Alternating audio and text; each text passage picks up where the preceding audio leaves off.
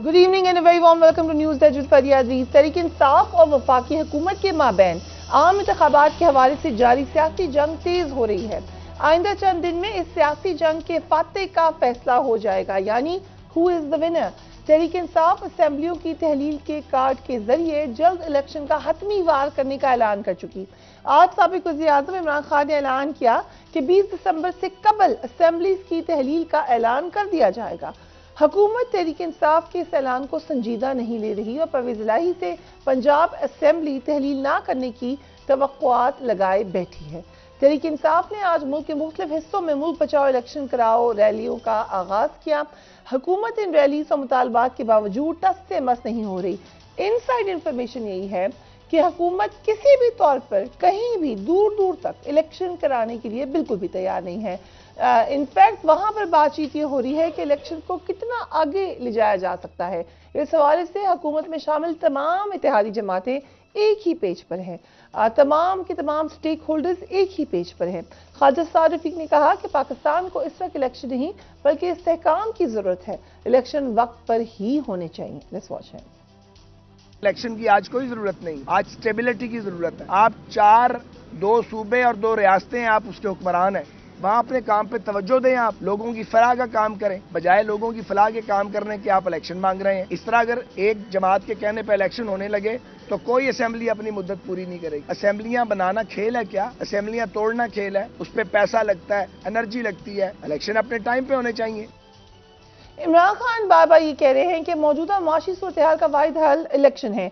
दूसरी तरफ आपको बहुत सारे और चैलेंजेस भी नजर आ रहे हैं। ये बात तो हम अव्वल रोज से जानते हैं कि पाकिस्तान में दहशतगर्दी में भारत मुलविस है। टीटीपी हो या फिर बलोच अलहदगी पसंदों की फंडिंग, भारत शुरू से ही पाकिस्तान दुश्मन नासिर के जरिए हमारे मुल्क में बदअमनी की कोशिश करता रहा है। कुछ ऐसे कबल जौहर टाउन लाहौर में एक धमाका हुआ जिसके हवाले से ये इंकशाफ आया कि इस धमाके में भारत मुलविस था। आज वज़ीर दाखिला राना सनाउल्लाह ने कहा कि जौहर टाउन धमाके में मुलविस 3 दहशतगर्द गिरफ्तार कर लिए हैं। भारतीय दहशतगर्दी का मामला अक़वाम मुत्तहिदा में उठाएंगे। Let's watch the interior minister. वजारत खारजा भी और उसके बाद अक़वाम मुत्तहिदा में ये मामला जो है वो पूरी भरपूर तरीके से जो है वो उठाया जाएगा और हिंदुस्तान का ये मकरूह चेहरा जो है ये बेनकाब किया जाएगा। एक तरफ वो दहशतगर्दी में मुलव्वस है, दूसरी तरफ वो कश्मीर में बदतरीन जुल्म में मुलव्वस है और तीसरी तरफ जो है वो दुनिया के सामने जो है वो मासूम बनने की जो है वो कोशिश में हर वक्त लगा रहता है। सो आपको इंटरनेशनल चैलेंजेस भी हैं, आपके लोकल इश्यूज भी हैं। ऐसे में तहरीक इंसाफ बहुत बड़ा दावा कर चुकी है। क्या तहरीक इंसाफ चौधरी परवेज इलाही को असेंबली तहलील करने पर रजामंद कर सकेगी? That's the $1 billion question. अगर 20 दिसंबर तक असेंबली तहलील नहीं हुई तो तहरीक इंसाफ को इसका सियासी फायदा होने जा रहा है या नुकसान हो जाना चाह रहा है? इस पर बात करेंगे। Very warm welcome to all my guest. I start with you doctor Yasmin Rashid. ये बात जैसे भी मैंने कहा कि आपको इनसाइड इत्तला देते हैं, हुकूमत ने नहीं कराने इलेक्शन, उन्होंने तमाम देख लिए हैं प्रोज एंड कॉन्स, आपके ऐलानात सुन लिए हैं। उन्होंने कहा हम हर चीज से निपट लेंगे, चाहे आप अकेले रिजाइन करें, चाहे मिलकर रिजाइन करें, चाहे सारी असेंबली से कर लें। सो फिर अब आप क्या करेंगे? देखिए, मेरा ख्याल है फरिया, सबसे अहम बात यह है कि वो उनका मौक़िफ़ है, हमारा अपना मौक़िफ़ है। हम ये सोचते हैं कि अगर जल्द इलेक्शन ना कराए गए तो इस वक्त जो आपकी इकोनॉमिक अनस्टेबिलिटी आई हुई है ये कभी ठीक नहीं होगी और आहिस्ता आहिस्ता आप डिफ़ॉल्ट की तरफ जा रहे हैं। इसके बारे में तो कोई शक व शुबा नहीं रहा। ये जो मर्जी कहते रहें और वो वाली बात है कि तसल्लियाँ देने की कोशिश करें। इस वक्त आपकी इकोनॉमिक सिचुएशन जो है वो बहुत ही ज़्यादा इस वक्त गंभीर है और बहुत ज़्यादा परेशान कुन है। और ये भी बात समझने की कोशिश अभी तक इन्होंने नहीं की कि जब इकोनॉमिक स्टेबिलिटी तभी आती है जब पॉलिटिकल स्टेबिलिटी है। तो पॉलिटिकल स्टेबिलिटी कहाँ से आनी है? ये जब से आज 7 महीने हो गए इनको आए हुए, इनसे उम्मीद थी, आए इस उम्मीद पे थे कि जी हमें हालात ठीक करेंगे। हालात ठीक होने की जगह इन्होंने बिल्कुल ही बिगाड़ दी है। इस वक्त आपको पता है इन्फ्लेशन का रेट कहाँ से कहाँ चला गया है, डॉलर की कीमत कहाँ से कहाँ चली गई। आपके फॉरेन रिजर्व जो हैं वो रिड्यूस होकर 6.7 बिलियन पे पहुँचे हुए हैं। मैं आपको बता रही हूँ, being a doctor my self, और आपको पता है मिनिस्टर ऑफ हेल्थ हूँ, मैंने अपनी जो एलसीज खोलनी थी, अपने जो हम लोगों ने अपनी इक्विपमेंट इंपोर्ट करना था, उसकी एलसी नहीं हम खोल सकते क्योंकि हमारे पास डॉलर्स नहीं है। अब इस ये और क्या हालात और आप कितने खराब कर सकते हैं, और ये इसके ऊपर तुले में है। वजह ये है कि ये क्यों नहीं इलेक्शन करवा रहे, इलेक्शन से ही क्यों भाग रहे हैं, इलेक्शन से ये क्यों डरे हुए हैं। आपको पता है इनके बहुत दफा पहले बयान आए कि आप लोग असेंबलियां तहलील कर दे, हम इलेक्शन करवा लेंगे। जो मरियम ने भी फरमाया और राना सनाउल्लाह ने भी फरमाया और छोटे ने भी फरमाया और बड़े ने भी फरमाया, सब ने ये बात कही। तो आज सबने यू टर्न ले लिया। अब जब हम कह रहे हैं कि असेंबलियां तहलील हो रही हैं, आप इलेक्शन करवाइए, तो क्यों नहीं कराने को तैयार? क्योंकि इनको पता है कि इलेक्शन में ये हारेंगे, इनको इस बात का पता है, इस वजह से इलेक्शन कराने को तैयार हैं। डॉक्टर साहब जो आपने बात की है एलसी की, कल भी हमने डिस्कस की, यकीनन बहुत सारे मामला नजर आ रहे हैं। उसके अलावा आपने देखा होगा खबरों में तनख्वाहों के हवाले से बात आ रही है, मुख्तलिफ इदारों के नाम आ रहे हैं, बड़े सरकारी इदारों के नाम आ रहे हैं कि वहां पर नहीं हो सकी हैं अदायगियां।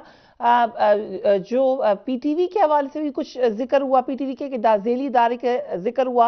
अद्वियात की कमी का खदशा है, बहुत सारी अद्वियात इस वक्त भी मौजूद नहीं है। आप मार्केट में जाकर देख लें, गैर मुल्की अलायंस की अदायगियां रोकने का एक अलग मामला है। सो बहुत सारे मामला तो चल रहे हैं। उसके बावजूद परवेज इलाही ये कहते हैं खान साहब को कि हम असेंबलीज ना तोड़ें, तो फिर डिसाइड तो उन्होंने करना है। नहीं, मेरा ख्याल है ये भी, इसके बारे में बहुत सारी गलतफहमियां जो हैं वो मैं देख रही होती हूँ कि बाहर से यही कि जी असेंबलियां नहीं तोड़ रही, फला नहीं हो रहा। लेकिन मेरी तो जो आपको पता तकरीबन हर रोज ही हमारी मीटिंग होती है खान साहब के साथ, ऐसी कोई शक शुबा नहीं है, हमें बिल्कुल किसी किस्म की गलतफहमी नहीं है। ये असेंबलियां जो हैं इनको तोड़ना ही पड़ेगा अगर इन लोगों ने अपना रवैया इसी तरह रखा। खान साहब ने इनको मौका दिया।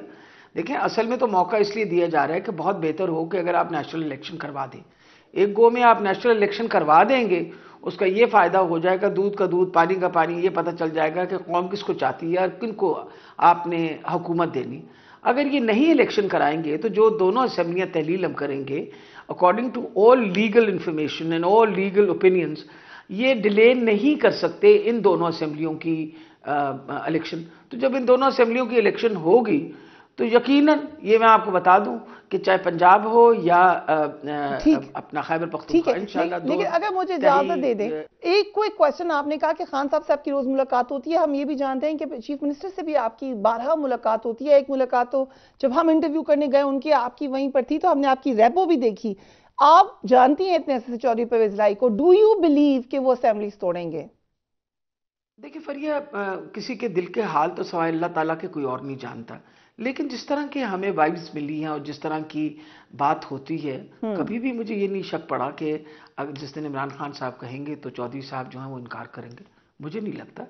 जरूर देखें, वो उनकी अपनी एक सोच है, वो चाहते हैं कि कुछ अरसे के लिए असेंबलियां चले, और लेकिन जो इमरान खान की सोच है उससे ये थोड़ी कि वो मुनकर हो जाएंगे कि जो इमरान खान सोच रहे, क्योंकि उन्होंने कई दफा आपके सामने इस बात को कहा है कि अगर खान साहब ने कहा तो फिर हम एक सेकंड भी नहीं लगाएंगे। तो मेरा ख्याल है इसके बारे में तो हमें कोई शक शुबा नहीं होना चाहिए। हमारे इत्तेहादी हैं, पिछले अब 4.25 साल के करीब हो गए हमें, हमारा एक अच्छा ताल्लुक रहा, हर तरीके से हम कोऑपरेट करते रहे और अब भी कोऑपरेशन हो रही है हर तरीके से। तो मुझे तो बहुत उम्मीद है कि इंशाल्लाह जिस दिन इमरान खान साहब ये असेंबलियां तहलील कर देंगे तो किसी किस्म की कोई। अच्छा, आपके कॉन्फिडेंस यकीनन उसकी मैं सताइश करती हूँ, लेकिन और ये मकबूल जान साहब, आप बड़े अरसे से पंजाब की सियासत को देख रहे हैं। आप थोड़ा सा ज़ेरे लब मुस्कुराए थे जब डॉक्टर साहबा कही थी कि वी आर वेरी कॉन्फिडेंट। आपको क्या लगता है, इनका कॉन्फिडेंस बिल्कुल ठीक है? देखिए, चौधरी खानदान से तकरीबन 30-40 साल से, क्योंकि मैं खुद गुजरात से बिलोंग करता हूं तो मैं उनकी सियासत को समझता हूं। एक बात बड़ी तय है कि इस वक्त एक होती है हवा, और पंजाब के अंदर पंजाब की पॉलिटिक्स जो है ये 1937 से लेके यहां तक चलते हुए आप देखें तो ये एक इनका होता है कि चलो उस तरफ तुम जिधर की हवा हो। जो सिकंदर पैक्ट हुआ था, जिना सिकंदर पैक्ट हुआ था, उनको पता चल गया था कि कायदे आजम की मुस्लिम लीग के सामने खड़े होना बहुत मुश्किल है। सारे यूनियनिस्ट पार्टी को छोड़ के तो उसमें शामिल हो गए थे, नून टवाने, ये दौलताने मल्ताने सब आ गए थे। ठीक यही कैफियत जो थी ये पीपल्स पार्टी के जमाने में जब हवा भुट्टो की चली थी, ये उसके साथ चले गए थे। उसके बाद चूंकि असल में एस्टेब्लिशमेंट ने प्ले विद किया 30-35 साल, कभी बिस्को ला, कभी आई जाए बना, तो ये एस्टेब्लिशमेंट के साथ थे। लेकिन 10 अप्रैल के बाद का जो पाकिस्तान है वो 10 अप्रैल के पहले से पाकिस्तान से बिल्कुल मुख्तलिफ है, जो शख्स समझता है कि ये एक ही तरह की चीज है, वो उसकी पॉलिटिकल नब्ज पे हाथ ही नहीं है, वो पॉलिटिकल रियलिटी से दूर है। 10 अप्रैल के बाद का पाकिस्तान बिल्कुल मुख्तलिफ है। उसने साबित किया वक्त के साथ साथ, अपने साबित किया है कि हम किसके साथ हैं, हम किसके खिलाफ हैं। तो इस वक्त चौधरी खानदान जो है ये रिस्क ले ही नहीं सकता कि वो इमरान खान के खिलाफ किसी किस्म की कोई भी स्टेप ले। अगर वो लेते हैं तो वापस गुजरात में जाना उनके लिए मुश्किल होगा, बाकी स्टैब्लिशमेंट तो बड़ी दूर की बात है। एक दफा उन्होंने पीपल्स पार्टी के साथ हामी भरी थी, पहले तो खानदान में रिफ्ट हुआ जब वो उन्होंने डिप्टी प्राइम मिनिस्टर बने थे, लेकिन वो चूंकि उस वक्त नवाज शरीफ की एट्रॉसिटी बहुत ज्यादा थी, नवाज शरीफ से तंग थे, इसलिए वो उसके अंदर नहीं जाना चाहते थे। लेकिन उसमें भी उनकी ऐसी हवा उखड़ी थी कि वो इलेक्शन नहीं जीत सके थे। अब तो अगर वो इस वक्त पीटीआई को छोड़ते हैं या पीटीआई से दगा करते हैं तो गुजरात के अंदर बहुत बड़ी बड़ी फोर्सेस खड़ी हैं उनके मुकाबले के अंदर को, जो उनको मुकम्मल तौर पर फेड आउट कर देंगी, पॉलिटिक्स से आउट कर देंगी। और गुजरात के बाहर है क्या उनके पास? राइट, सो गुजरात के अलावा उनके पास है क्या? आप कहते हैं कि पॉलिटिकल नब्ज पे हाथ रखें तो पीएमएलक्यू उस नब्ज को पढ़ लेगी और समझ जाएगी कि उनको फैसला वही करना है जो खान साहब कह रहे हैं।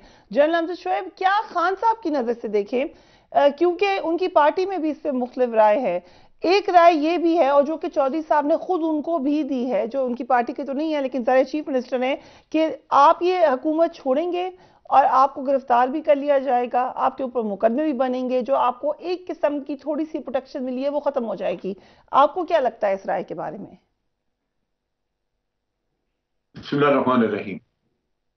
देखिए, खान साहब को ये समझ लेना चाहिए कि अवाम उनके साथ है और जिसके साथ अवाम की सपोर्ट हो उसको सवाए अल्लाह ताला के तहफ़्फ़ुज़ के और उसको कुछ और नहीं चाहिए होता। हुकूमत पकड़ लेगी, नहीं पकड़ लेगी, ये फिर भी वो कर सकते हैं।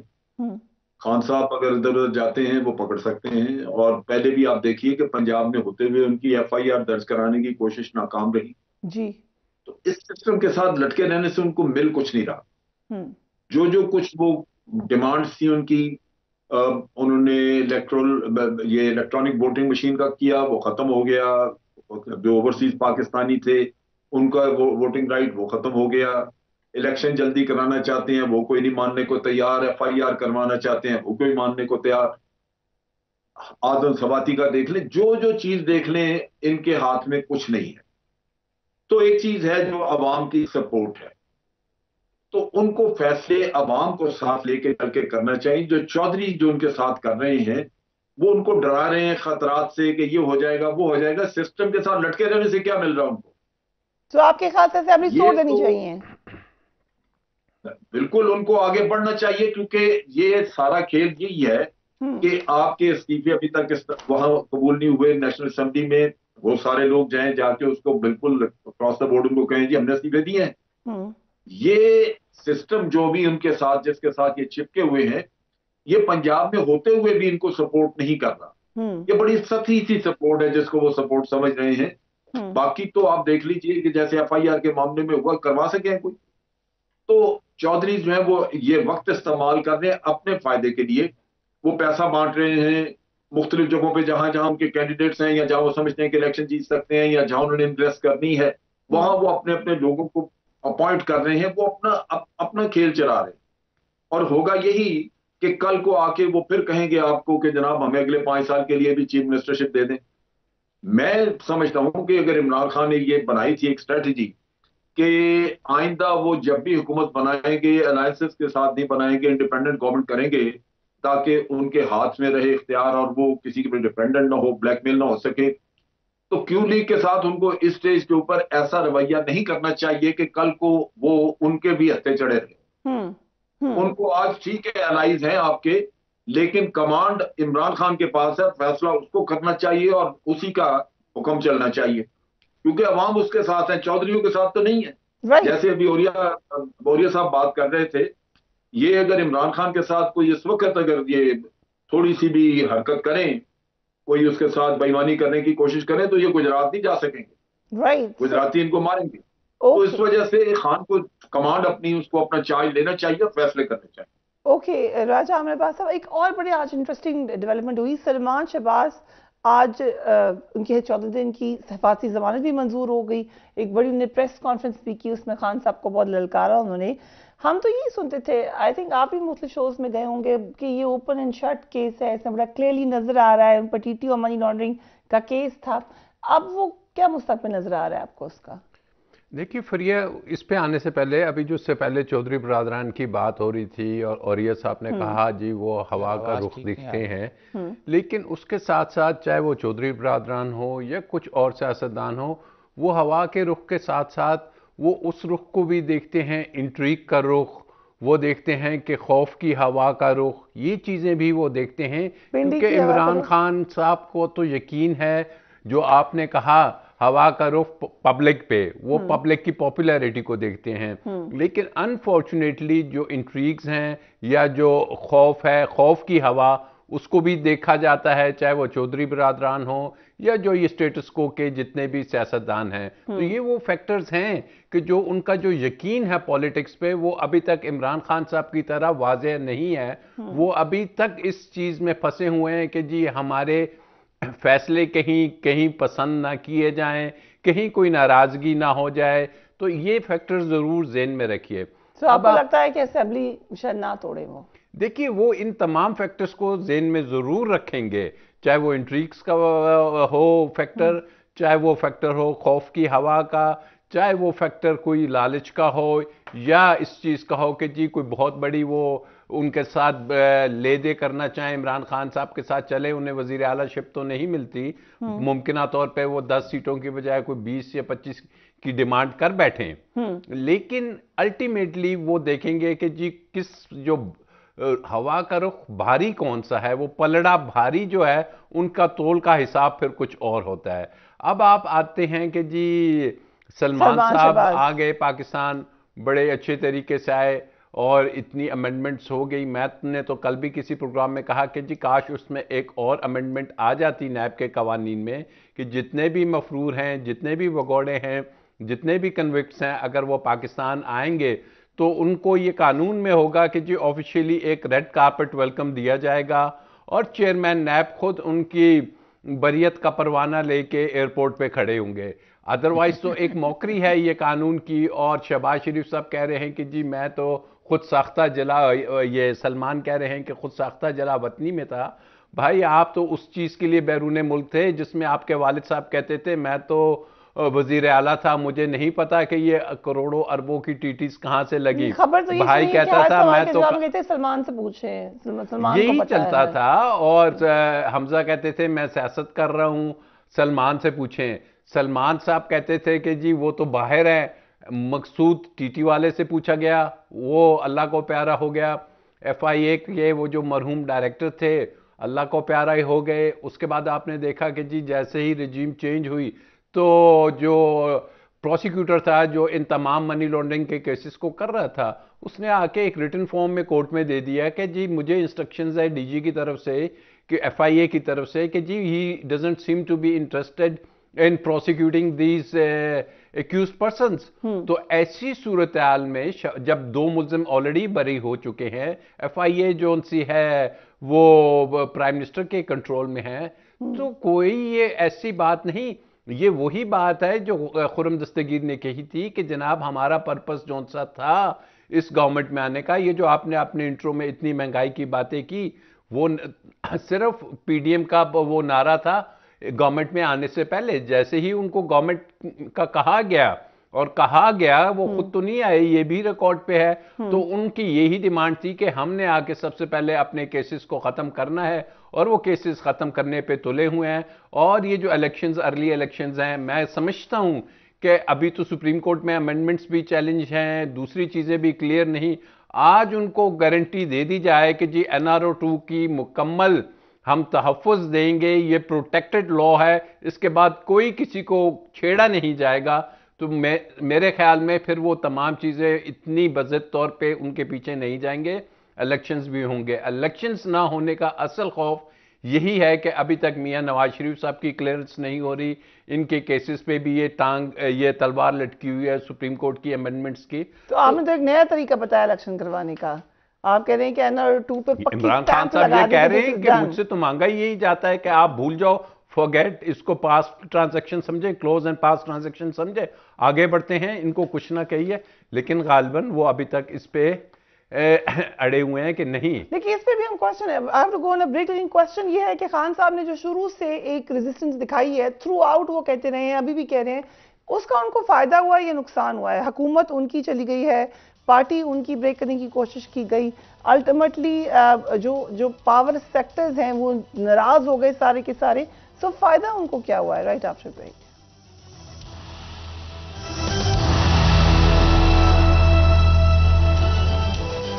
And welcome back. Salman Shahbaz साहब की वापसी के हवाले से हमने बात की। एक जानिब हुकूमत नैब तरमीम के फायदे का सिलसिला जारी है, तो दूसरी जानिब हमने आज अदालत में ये देखा कि सुप्रीम कोर्ट में मौजूदा दौर की हुकूमत में की गई नैब तरमीम पर शदीद तशवीश का इजहार किया। ऐसा नजर आया जैसे एक अनकंफर्टेबल ट्रूथ नजर आ रहा है उनको इस हवाले से।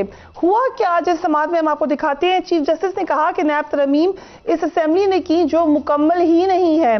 हमें इस नुक्ते पर कानूनी वजाहत नहीं मिली कि नामुकम्मल असेंबली कानून साजी कर सकती है या नहीं। सियासी हिकमत अमली के बाइस आधी से ज्यादा असेंबली ने बॉयकॉट कर रखा है। जस्टिस एजाज हसन ने कहा कि नैब तरमीम से फायदा सिर्फ तरमीम करने वालों को ही हुआ है। चंद अफराद को दी गई लाइन पर पूरी सियासी पार्टी चल रही होती है। लाइन को फॉलो करें तो इसका फायदा सिर्फ चंद अफराद की जात को पहुंचता है। क्या ऐसी सूरत हाल में अदलिया के हाथ पांव बांध कर तमाशा देखे? तब नैब तरमीम को बगैर बहस जल्दबाजी में मंजूर किया गया। तरमीम की नीयत ही ठीक ना हो तो आगे जाने की जरूरत ही नहीं है। चीफ जस्टिस ने रिमार्क्स दिए कि अदालती फैसलों के बावजूद करप्शन खत्म नहीं हो सकी। मसला सिर्फ करप्शन का नहीं बल्कि सिस्टम में मौजूद खामियों का भी है। सिस्टम में मौजूद खामियों को कभी दूर करने की कोशिश ही नहीं की गई। चीफ जस्टिस ने कहा कि पार्लियामान का काम है सिस्टम में बेहतरी के लिए कानून बनाए और अमल भी कराए। हर सूबे में 5 माह बाद आईजी और 3 माह बाद एसएचओ बदल जाता है। एग्जीक्यूटिव फैसले करते वक्त कानून पर अमल नहीं किया जाता। हुकूमत सिस्टम की कमजोरी के बायस मंसूबों में करप्शन पकड़ नहीं सकी। नैब कानून के गलत इस्तेमाल से कितने लोगों के कारोबार तबाह हो चुके हैं। करप्शन पर किसी सूरत माफी नहीं होनी चाहिए। जनरल अमजद शुएब, माफी नहीं होनी चाहिए तो और हो क्या रहा है? इतने अरसे से माफी हो रही है। बिल्कुल, ये जो उन्होंने बात की है सुप्रीम कोर्ट में कि इस कानून का फायदा पहुंचा कानून के अंदर तरमीम करने वालों को, तो सारी खेल तो वही है, बदनीयती थी। और करप्शन खत्म करने के लिए जो सुप्रीम कोर्ट कह रहा है कि आपको सिस्टम में तब्दीली करनी चाहिए, ये तो वो पार्लियामेंट करती है जिसकी नीयत हो करप्शन खत्म करने की। जिस पार्लियामेंट की नीयत ही करप्शन को लीगलाइज करने की, आप उससे तवक्को ये करेंगे? तो सुप्रीम कोर्ट का सवाल ही गलत था। वहां पे कहने की जरूरत ये थी कि इसको फौरन खत्म करके केसेस सारे जो हैं वो दोबारा बहाल किए जाएं। ये करप्शन खत्म करने के लिए एक छोटा सा स्टेप हो सकता था सुप्रीम कोर्ट की तरफ से। तो अभी तक कई पेशियां हो चुकी हैं, इसी पे लैतोनाल हो रही है। पता नहीं है रिजल्ट क्या होता है। इसमें बाज दफा जो बाज जजेस के रिमार्क्स नजर आते हैं वो उसमें यूं लगता है, सुनने को मिलते हैं, उसमें यूं लगता है कि वो समझते हैं कि ये तरमीम करना हक था पार्लियामेंट का, वो अच्छी है, बुरी है, पाकिस्तान के अवाम के मुखालिफत में है, बर्बाद कर रही है मुल्क को, जो भी कर रही है, लेकिन उनका हक था इसलिए कर ली, तो उसमें कोई हर्ज नहीं है। मैंने ये भी रिमार्क सुना। लेकिन फैक्ट यही है कि इस पार्लियामेंट से ये तवक्को करना कि ये निजाम की तब्दीली की कोई बात करेंगे, मेरा ख्याल है ये बहुत ही कुछ गलत सी सोच है। ऐसा हो नहीं सकता। जो करप्शन को लीगलाइज करना चाहते हैं वो कैसे करेंगे? ऐसे सिस्टम को दुरुस्त करेंगे? इमरान खान जो करप्शन के खिलाफ बात करता है उसका तो वो चेहरा भी नहीं देखना चाहता। राइट। सो और ये मकबूल जान साहब, एक तो दूसरी क्योंकि हमें पीडीएम का पॉइंट ऑफ व्यू भी रखना चाहिए। पीडीएम का पॉइंट ऑफ व्यू ये है कि खुद इमरान खान साहब ही करप्ट है और वो उस पर बार बार कभी तोशा खाना, कभी फॉरेन फंडिंग, कभी कोई और मामला लेके बार बार उस पर रोज प्रेस कॉन्फ्रेंस होती है। आज सलमान शहबाज साहब ने भी इस पे डिटेल में गुफ्तगू की, अगरचे माजी में हमने देखा नहीं उनको ऐसी बातें करते। बट अगर हम सुप्रीम कोर्ट के कॉमेंट्स देखें तो ये सही कह रहे हैं जनरल साहब कि हम कोई बात हतमी तौर पर नहीं कह सकते। It could go either way. आपको क्या लगता है?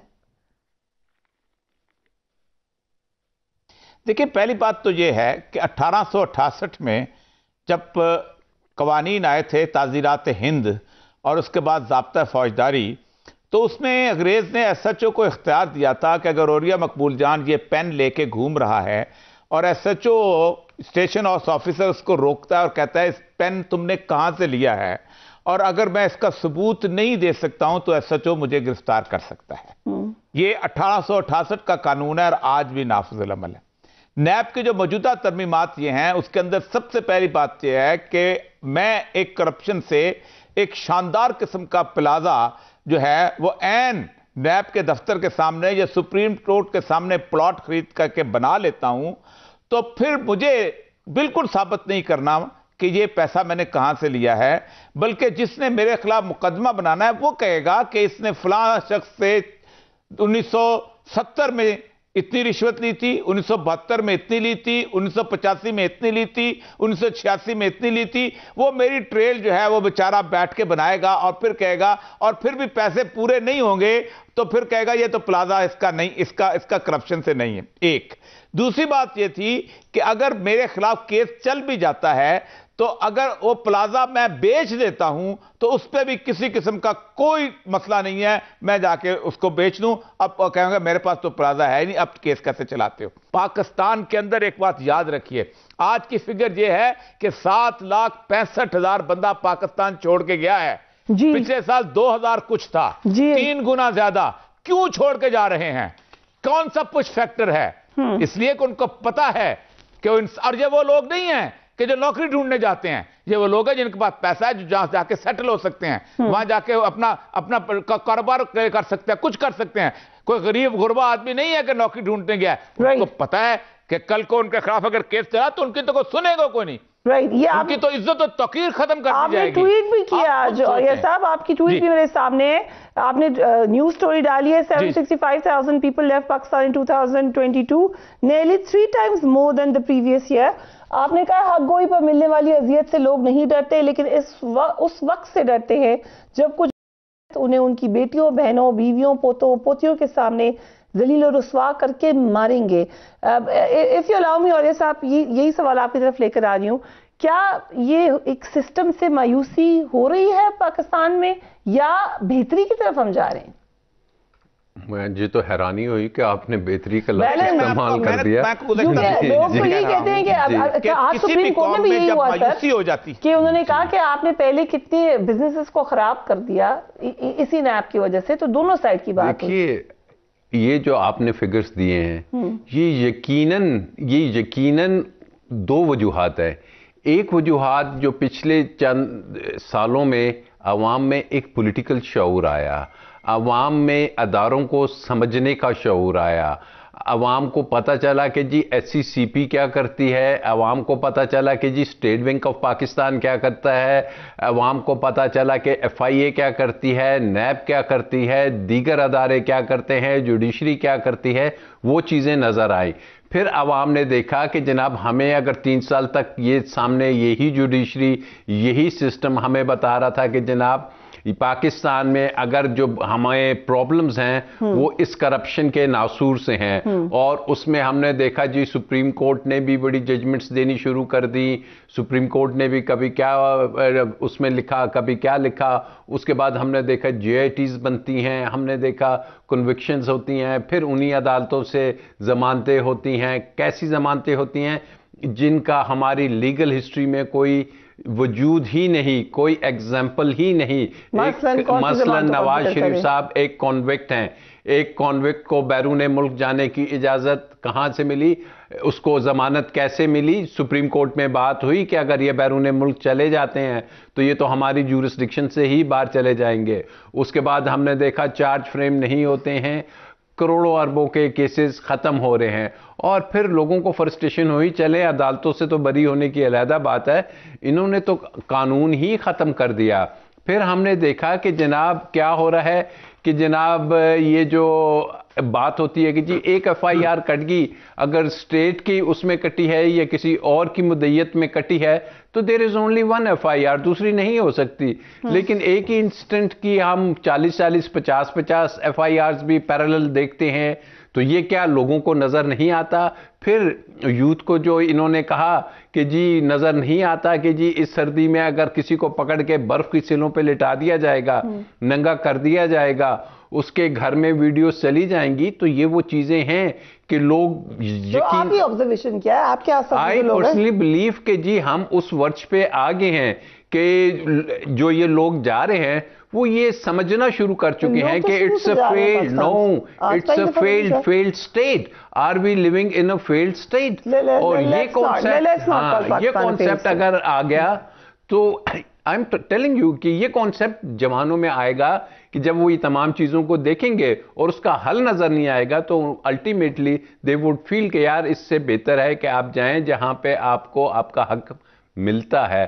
So these are very serious concerns, और ये कंसर्न्स आपके जो हैं सॉल्व ऐसे नहीं होने के जी, जैसे आपने अपने इंट्रो में बात की थी कि जी अब फतह किसकी होगी, इमरान खान के बयानिए की कि जी इलेक्शंस होंगे या हुकूमत की। अब टाइम आ गया है कि फतह जो होनी है वो सिर्फ और सिर्फ अगर कंसिडरेशन ये हुई कि आवाम की अगर होगी तो पाकिस्तान आगे जाएगा। हमें इस पॉलिटिकल राइवलरी ने कुछ नहीं दिया। इमरान खान साहब भले से आपने अभी सवाल किया था कि जी वो ये कहते रहे कि जी एहतसाब होना चाहिए, ये होना चाहिए, लेकिन अब वे फॉरवर्ड को देखना चाहिए। वे फॉरवर्ड क्या है? वे फॉरवर्ड ये है कि अगर आपके पास इमरान खान जैसा आदमी है तो आपको उसको सिर्फ अकाउंटेबिलिटी में ज़ाया कर दिया, आपको खाली इन चीज़ों में ज़ाया कर दिया तो ये उस कौम के साथ ज्यादती होगी। इसको अगर इस्तेमाल करना है तो एक पॉजिटिव कंस्ट्रक्टिव वे में आगे लेके चलिए और यही वाहिद रास्ता है। Right, so will take a break. उसके बाद जो बहुत संजीदा इशू है, बड़े बड़े चैलेंजेस नजर आ रहे हैं। कल हमने डिस्कस किया था डिटेल में कि क्या खुदा न खास्ता डिफॉल्ट का जो खदशा बताया जा रहा है वो किस हद तक जेन्युइन है, मगर आज हम बात करेंगे कि अवाम के ऊपर क्या असर हो रहा है। Right after break.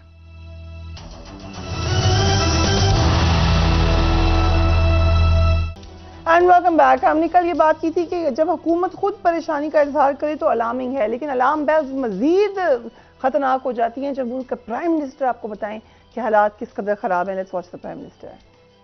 बहुत मुश्किलात है, चैलेंजेस बहुत हैं। माशी तबाही जो पिछली हुकूमत ने की, महंगाई का बोझ है, IMF का कड़ी शराइत है, उन्होंने बाकायदा पाँव में जंजीरें पहना दी। मुल्क के अंदर हैजानी कैफियत पैदा करने की एक शऊरी कोशिश हो रही है। मुल्क के अंदर अगर ये कहा जाए कि अपने कारोबारी लोग बाहर क्यों नहीं आ रहे, किसान बाहर क्यों नहीं आ रहे, आपने उस वक्त किसानों को बाहर क्यों नहीं बुलाया जब आप उनको खाद नहीं दे रहे थे। खुदारा कुछ होश के नाखून लें। आप सैलाबों में तो आप जा नहीं सके और आप कौम को उकसाने की कोशिश कर रहे हैं।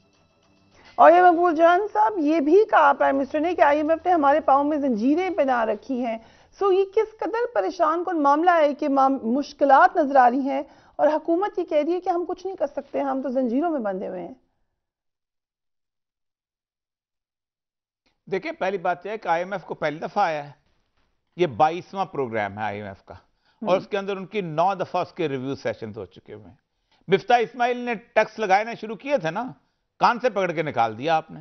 उसने कहा था मैं रिच मैन टैक्स लगा रहा हूं, आपने क्या किया? आपने कुछ भी नहीं किया। मसला सारा यह है कि आप टैक्सेशन करना ही नहीं चाहते किसी तौर पर। आप चाहते ये हैं कि IMF जो है हमें पैसे दे दे, IMF का पैसा आप खर्च तो नहीं कर सकते, उसकी गारंटी की बुनियाद पे हम अल्ले तल्ले करें, हम अपने लोगों से जाके पैसे वसूल कर लें। आपकी इज्जत और तौकीर ये हो गई है कि आप ये मुझे बताइए कि आप जो एक ट्रेजरी बिल्स होते हैं ना, ट्रेजरी बिल्स, वो आप लोकल बैंकों को बेचते हैं। यानी ये जो मसलन कमर्शियल बैंक और अबीब बैंक और ये मेरा और आपका पैसा जो है उनको दे। ट्रेजरी बैंक ने पैसे देने से इनकार का, IMF तो बड़ी दूर की बात है, उन्होंने इनकार कर दिया। उन्होंने कहा 1% सूद बढ़ाओ, हमें तुम्हारे ऊपर यकीन नहीं है कि तुम पैसा इकट्ठा कर सकते हो। ये जो इस मुल्क के लोग हैं, जो इस मुल्क का पैसा जो है वो बैंकों के अंदर जमा है, मेरा और आपका, वो नहीं देने दे। आपकी मिसमैनेजमेंट की इंतहा हो चुकी है। आप देखें पूरी दुनिया के अंदर मैनेजमेंट की जाती है, पूरी दुनिया के अंदर आप देखें, जैसे को तो उनके एनर्जी क्राइसिस आया, उन्होंने 1200 सीसी के बाद जो कारें हैं वो उन्होंने निकालनी बंद कर दी। उनका वीकेंड पे कोई गाड़ी बाहर नहीं निकलेगी। आप निकाल के दिखाएं यहां पर, आपको सबसे पहले आपका वर्कर कहेगा भाईजान और जनाब मियां साहब या क्या हो गया है, हम इतने भी कमजोर हो गए। आप टैक्स लगाना ही नहीं चाहते। आपका FBR जो है टोटल फॉल्टी सूरत है। IMF ने कब कहा है कि आपको कि आप बिजली की कीमत बढ़ाओ? IMF ने कब कहा है कि आप जो है उसकी कीमत बढ़ाओ, अपना गैस की? IMF कहता है रेवेन्यू जनरेट करो, बेशक अपना खून बेच के करो, राइट आप करते तो है नहीं, एग्रीकल्चर टैक्स आप नहीं लगाते, इंडस्ट्री अपना आप अपने ट्रेडर्स पे आप टैक्स नहीं लगाते क्योंकि आपके वोटर्स हैं। सो आप ये कह रहे हैं कि विल ही नहीं है, धान आपको पहुंचाते हैं आपकी उसके ऊपर। ठीक है। सो राजा आमिर साहब आपकी तरफ आपने भी सुनी होगी। मैं आपको एक बताऊं, 1959 मेरी बात सुन ले, 1959 में इंडिया ने अपने बैंक नेशनलाइज किए थे, आज तक नेशनलाइज हैं। आज आप पाकिस्तान के बैंक नेशनलाइज कर रहे हैं, आपका 60% कर्जा खत्म हो जाता है। कड़े फैसले कौन लेगा? जी राजा आमिर अब्बास साहब, एक साल में डॉलर के मुकाबले में रुपए की कदर में 75 रुपए और 65 पैसे की कमी हुई। ज़र मुबादले के ज़खायर में 10 अरब 13 करोड़ डॉलर से ज़ायद की कमी आई। स्टॉक मार्केट में सरमायाकारी के हुजूम में 3 अरब डॉलर से ज़ायद की कमी आई। महंगाई की शरह 9.2 से बढ़कर 26 वगैरह वगैरह, you can see on the screen. और हमें प्राइम मिनिस्टर नहीं बताएं कि क्या मसला है। मसला तो नजर आ रहा है, हल कौन बताएगा? देखिए, आज प्राइम मिनिस्टर ने, मैं कल आपके पास पता नहीं वो क्लिप है या नहीं, उन्होंने कहा कि जी हम आईएफ को मनाते मनाते पता नहीं कहाँ कहाँ हमसे वो अंगूठे लगाते रहे। खुदा के लिए इस आईएमएफ और इन चीज़ों को समझिए कि ये पता नहीं कहाँ कहाँ अंगूठे लगाने वाली बात बहुत डेंजरस है। यही आईएमएफ को देखिए, सेकेंड वर्ल्ड वॉर के बाद जब ये आए और कहाँ कहाँ अंगूठे लगवाते हैं और कैसे, और कहाँ कहाँ उनकी नज़रें हैं, कहाँ कहाँ हमारे दुश्मनों की नज़रें हैं। अगर ये बात की जाएगी कि जी हमसे अंगूठे लगवाए जा रहे हैं, तो मुझे एक बहुत बड़ा खौफ है और वो मैं कह नहीं सकता, लेकिन हमें बहुत सीरियसली इसकी तरफ तवज्जो देनी होगी कि ये अंगूठे लगाने और ये करने, अब इसको छोड़िए और सिंपली आपको से कोई बात नहीं करेगा इस सूरत हाल में कि जब आप कहते हैं कि जी आपकी सूबों की गवर्नमेंट के बाद कल को चली जाएगी। सबसे बड़ा सूबा है ना पंजाब का, तो क्या आईएमएफ वालों को ये नज़र नहीं आ रहा है? क्या दूसरे डोनर्स को नज़र नहीं आ रहा है? क्या चाइना या सऊदी अरब को नज़र नहीं आ रहा कि सबसे बड़े सूबे की हुकूमत जा रही है? नजर आ रही है। सॉरी क्योंकि लास्ट मिनट है जी। General Amjad Shoaib, prime minister भी परेशान है, हल कौन देगा हमें? देखिए, परेशान तो हैं लेकिन इन्होंने किया कुछ नहीं। उसकी बुनियादी वजह मैं ये समझता हूं कि इनकी अपनी नीयत है कि सिस्टम इतना बिगड़ जाए, क्योंकि इनको ये अंदाजा है कि अगली हुकूमत इनकी नहीं होगी, इलेक्शन ये नहीं जीत सकेंगे, और ये इमरान खान के गले में ऐसी मुसीबत डाल के जाना चाहते हैं जिसको वो बाद में डिस्क्रेडिट कर सकें, क्योंकि तबाही तो ये फेर चुके हैं। यहाँ पे हालत ये है कि अमेरिका की कंपनियां और बाज कंपनियां जिन्होंने यहाँ पे ओजीडीसी के काम किए और कई काम किए हैं, उनके पैसे जो बकाया रहते हैं वो नहीं उनको दिए जा रहे, क्योंकि आप स्टेट बैंक रिलीज नहीं कर रहा, तो वो कंपनियां कल को काम करने को नहीं आएगी। पाकिस्तान तो हर लिहाज से सफर कर रहा है, लेकिन सीधी सी बात है कि कोई चीज ठीक करने की बजाय इसको जितना बिगाड़ पैदा कर सकते हैं करके ये साल में छोड़ के जाएंगे, ताकि कल इमरान खान की हुकूमत आए तो वो भी इसी तरह धक्के खाता रहे और कोई फिर उसको डिस्क्रेडिट किया जाए। अलार्मिंग सूरत हाल नजर आ रही है। इकोनॉमिक फ्रंट पे मुसलसल इस हवाले से भी बात होती रही है कि पाकिस्तान को चाहिए कि तमाम स्टेक होल्डर्स बैठ जाएं और कम से कम माशी सूरत हाल पे कोई कंसेंसस जरूर बिल्ड हो। लेकिन जिस जिस तरीके से पॉलिटिकल टेम्परेचर बढ़ रहा है, ये होता हुआ फिलहाल नजर नहीं आ रहा। Do take care of yourself. Allah Hafiz.